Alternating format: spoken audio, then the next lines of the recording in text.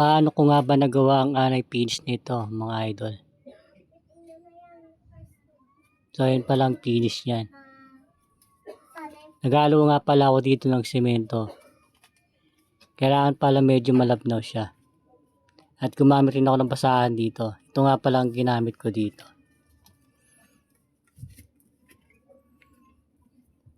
Kailangan nga pala rito is tiyaga.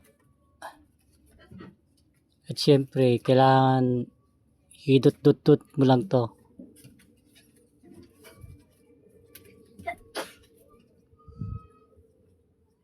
So yung ganyan nga ginagawa ko mga idol. Ilalagay ko sa basahan yung semento.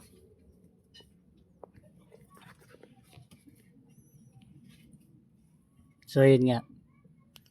At syempre kailangan is pantay-pantay. Walang malaki. Para maganda yung design niya mga idol.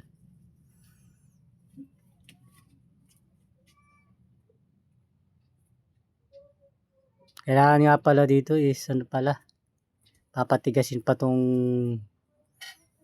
puro na simento para kumapit siya. Meron kasi ako dito yung iba nakikita skim coat lang ginagamit nila eh. Tas roller. Yung skim coat kasi minsan bumibitaw din yun. Nagiging chicharon. Katagalan. So ganito nga ang ginawa ko ngayon dito. Binagay ko lang pala ito sa dati niyang finish. Kung napapansin nyo is itong side niya.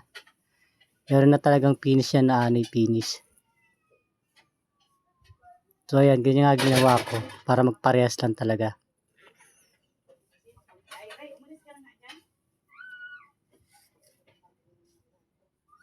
Wala nga dyan tapit.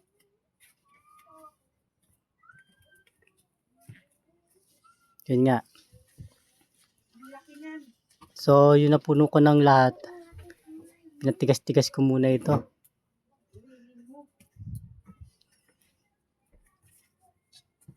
Nung tinestik ko na siya, hindi pa kaya siya eh. Ayan, so matigas-tigas na yung puro niya mga idol. Kaya ginanyan ko na siya. Pinaanak ko na ng rodelang bakal. Kailangan pala dito is dahan-dahan lang.